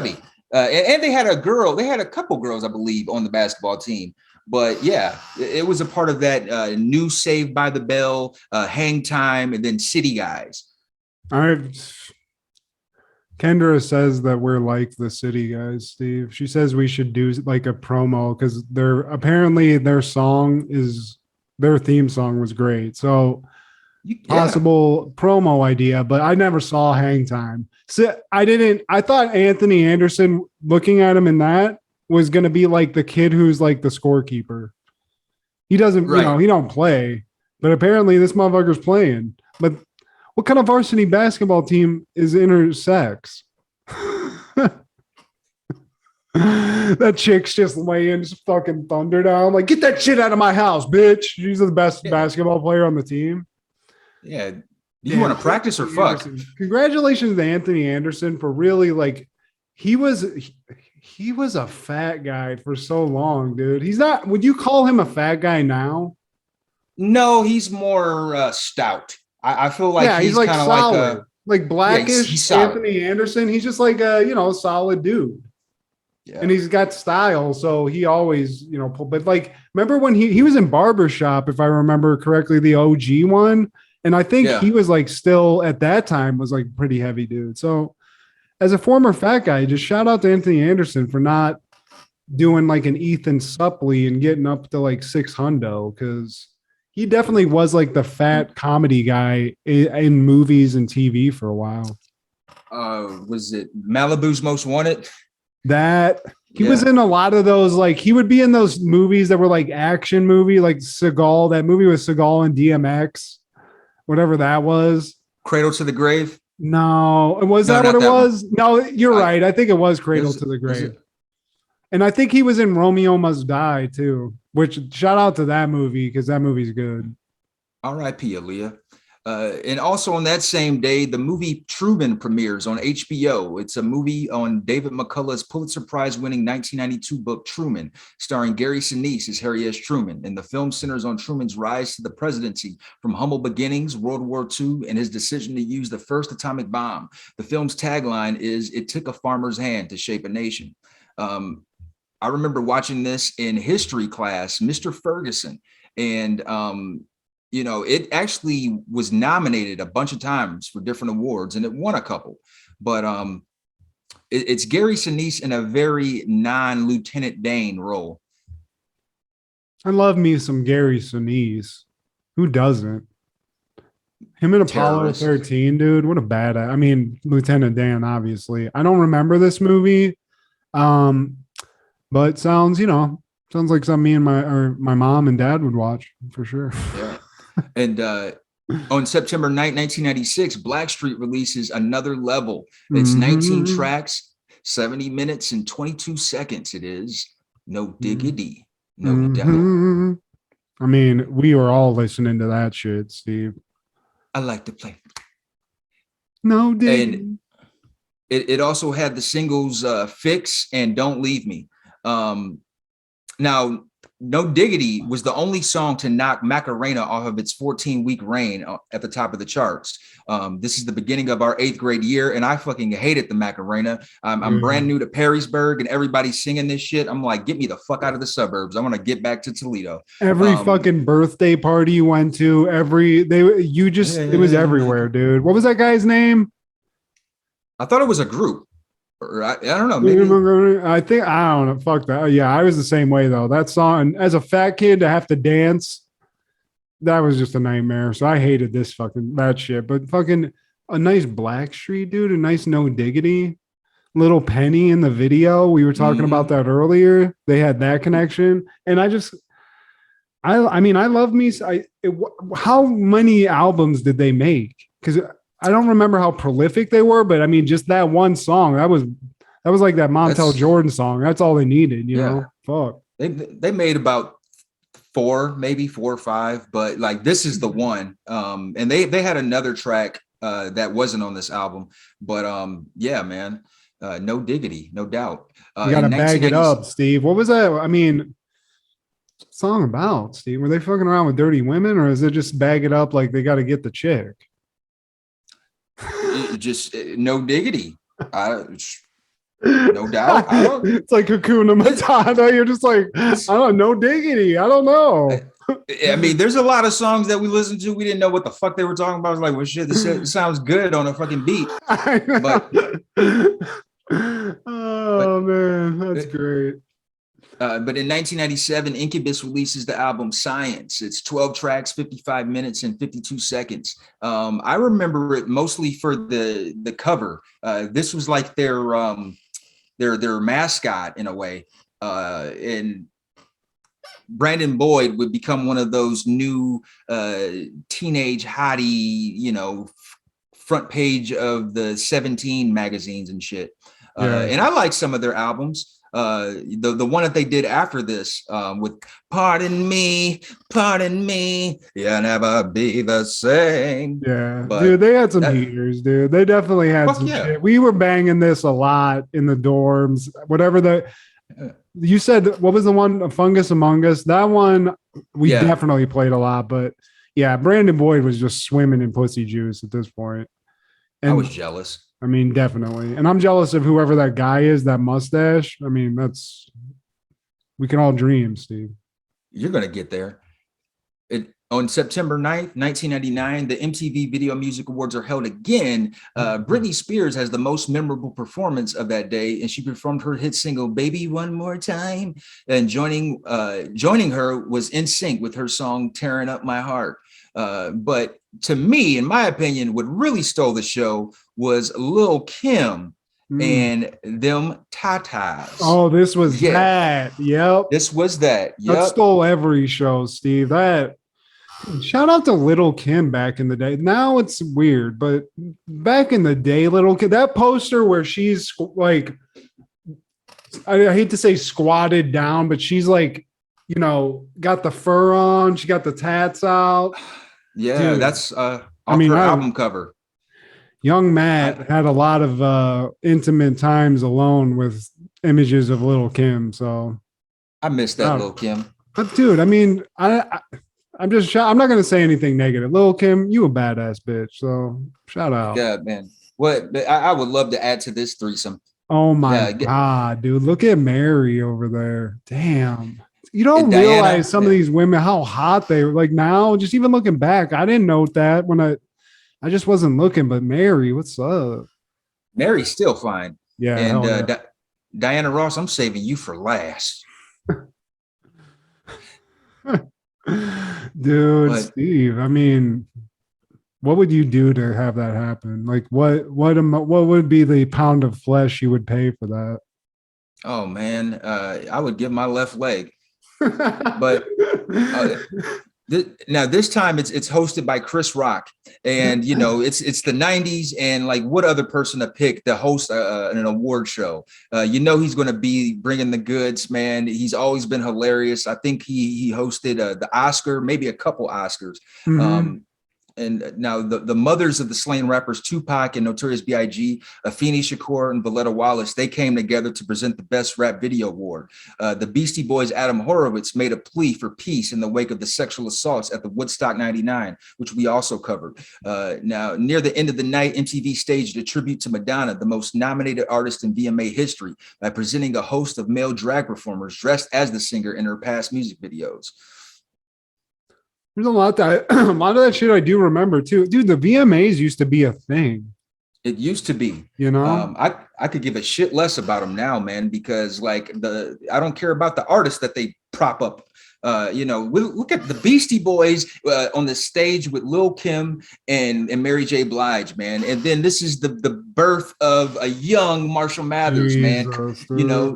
This was a good time, man. He accepted his award for Hi, My Name Is. This was damn. This is right there. This is at the beginning. Look at Lil' Kim's titty. Oh damn! This was this was like a monumental VMAs. Just the amount of like names that you read off, it's fucking crazy. We lived in a good time, Steve. We lived in an entertaining time. You know who sponsored this? Sega. The date of the show also coincided with the launch of the Dreamcast. Did you have a Dreamcast? Shout out to that Dreamcast. Yeah, I got that Dreamcast day of. Dude, that's a system that doesn't get enough credit for a bunch of shit. The memory cards had video screens on them and shit. It was a wild system. And first time I enjoyed a football game. Really, it was like they had a good, like the first NFL 2K was on that. There were some good games on that shit. But yeah, I had a Dreamcast. That was the first 2K.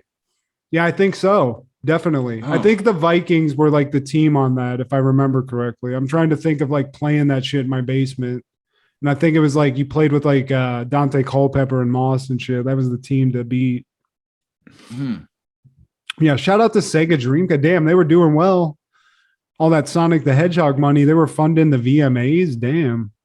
And I also left out the fact that the big winner of the night was Ricky Martin. This was also this time with that Live La Vida Loca shit, which that's another song I couldn't wait for it to go the fuck away, man. You weren't singing that in your room like I was? I mean, can I?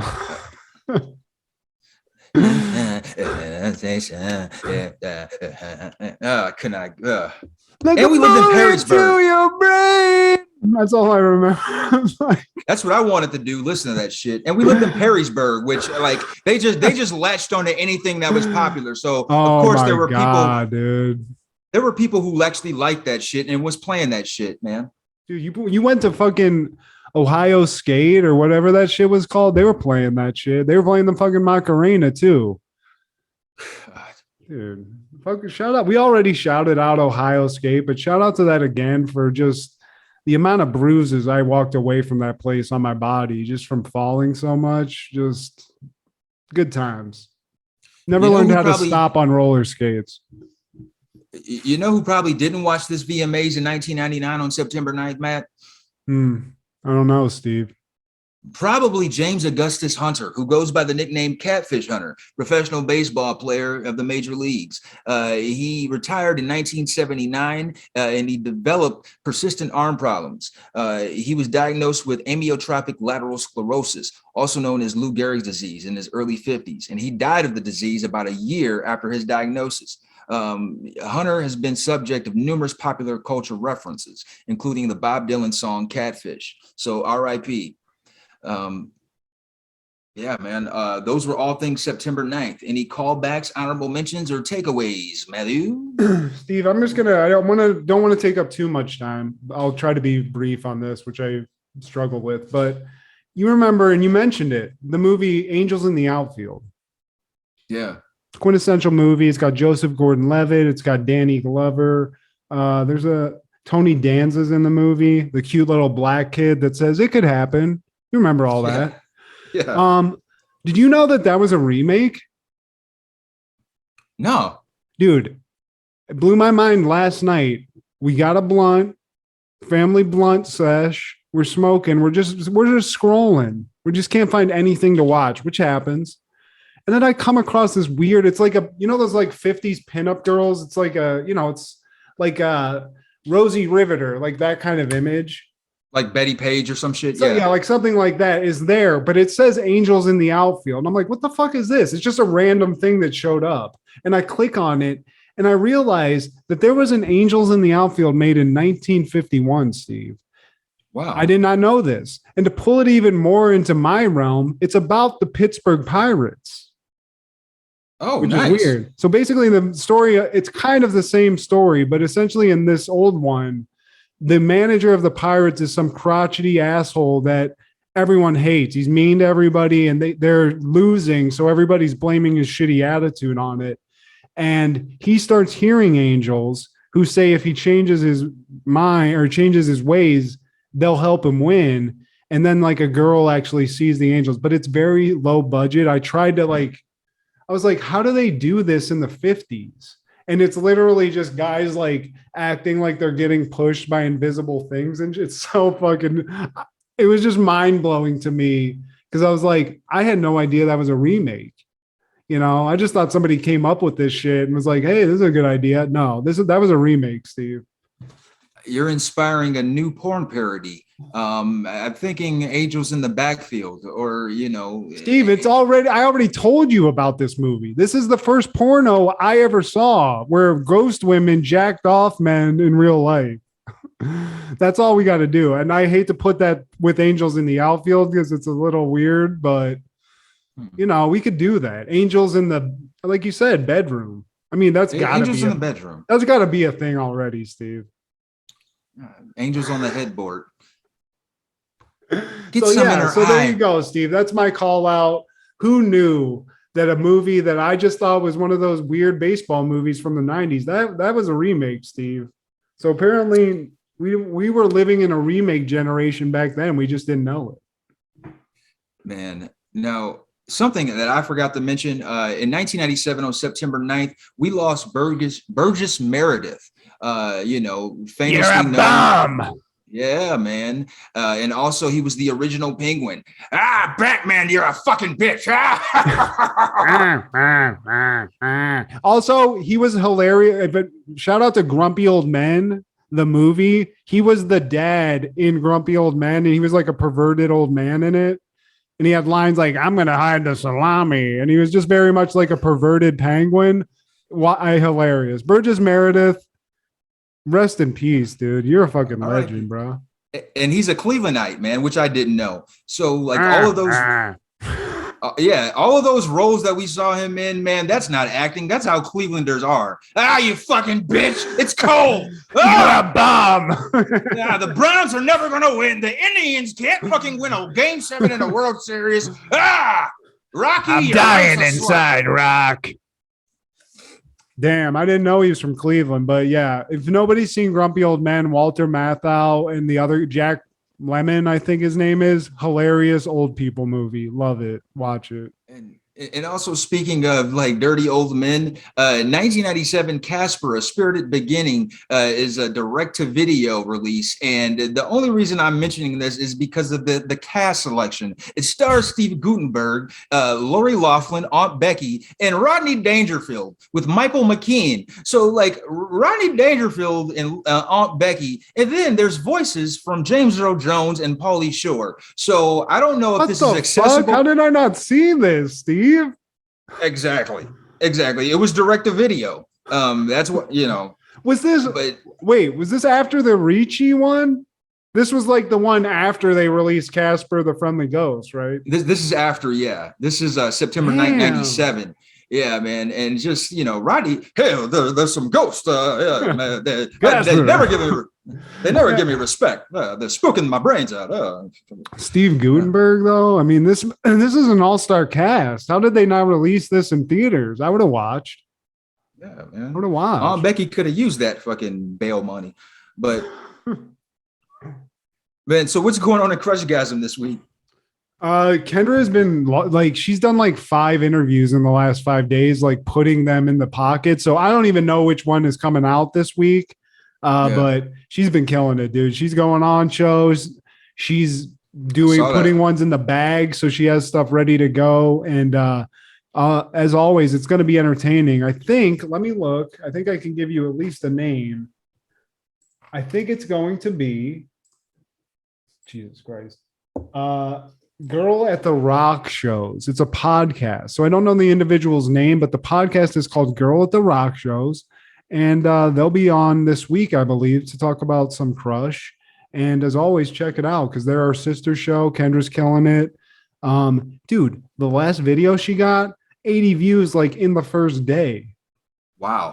So those are some good, I mean, for us, great numbers. And I mean, it's cool to watch. It's a great concept. So check out Crushgasm YouTube page, and it's available on all audio platforms. So check it out.